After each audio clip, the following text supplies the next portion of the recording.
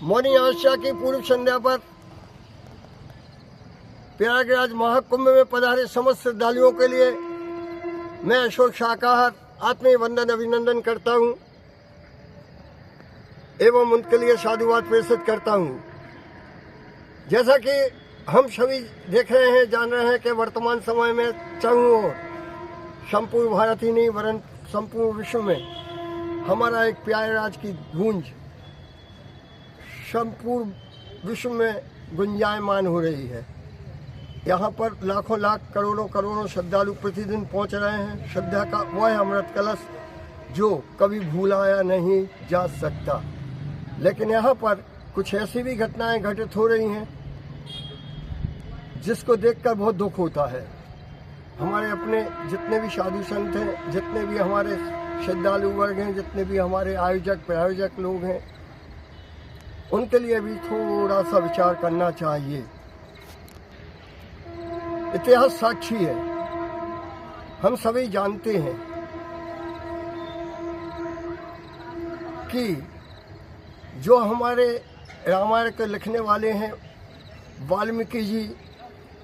उनका इतिहास क्या था, पूर्व में वो क्या थे, कितने कुख्यात डाकू थे, यह हम सभी से छुपा नहीं। इतिहास साक्षी है। सम्राट अशोक पूर्व में क्या था, कैसा कैसा कृत्य थे उसके काम करने का, लेकिन जब हृदय परिवर्तन होता है, जब हृदय परिवर्तन होता है तो सब कुछ त्याग कर इतना वैराग्य उमड़ता है, इतनी त्याग की भावना उमड़ती है कि उसकी कल्पना करना ही बेमानी है। वर्तमान में हमारे कई ऐसे व्यक्ति हैं जो हमारे बॉलीवुड हॉलीवुड से जुड़े हुए हैं, जो कलाकार हैं, जिनकी ख्याति कलाकार के रूप में जानते हैं, जिनको ख्याति हम यहाँ वहाँ के कामों में जानते हैं, लेकिन उनका हृदय परिवर्तन हुआ। वह सब कुछ छोड़कर, वह सब कुछ को त्याग कर इतना विशाल सम्राट, इतना विशाल साम्राज्य, इतना विशाल पैसा,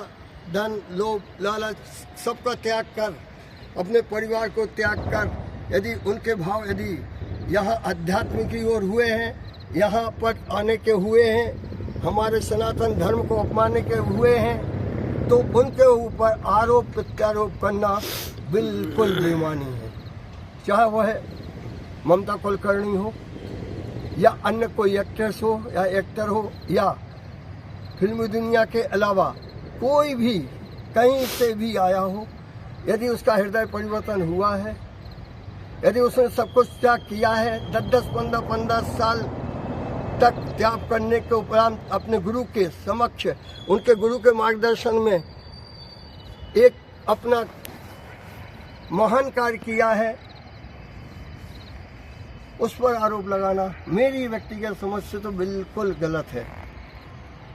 हृदय परिवर्तन किसी का भी हो सकता है, वैराग्य किसी को भी उमड़ सकता है, कितना ही कुछ नहीं करता रहा हो, लेकिन एक बार आता है ना जब अंतरात्मा से, तो वह सबको छोड़ के, चाहे वो अरबों खरबों की धन संपत्ति हो, चाहे वो खरबों का साम्राज्य हो, कितने बाहुबली हो, कितना कुछ भी हो,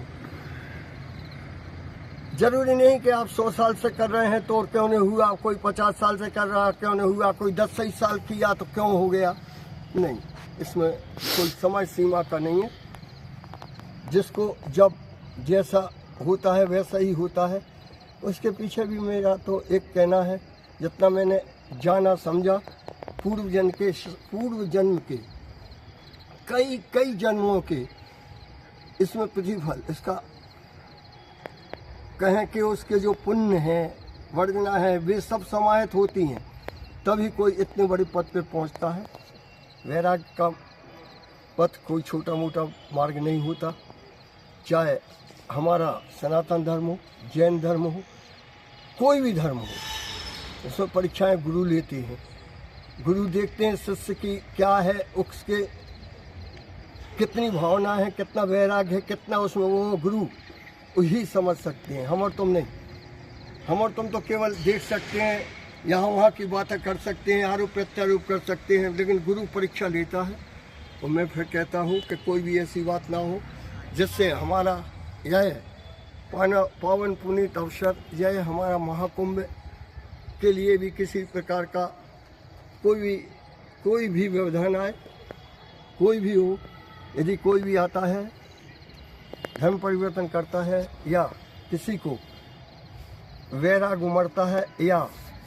सब कुछ त्याग करने के बाद कई सालों की तपस्या के बाद, हमें सबसे अच्छी चीज़ यहाँ महाकुंभ में लगी है हमारे दिगंबर, हमारे जो नग्न साधु हैं, जिसको हम लोग दिगंबर कहते हैं, जो हमारे नग्न साधु हैं, वह आए हैं, उनकी तपस्या सुनते हैं आप लोगों के मुँह से मीडिया में, और यहाँ वहाँ तो रोम रोम खड़ा हो जाता है। 10-10 साल, 20-20 साल, 25-25 साल की साधना, इतनी कठिन साधना, उसके बाद में पूरा वैराग्य निवृत्त होकर आप लाखों की तादाद में हमारे यहाँ पर इस विशाल कुंभ में,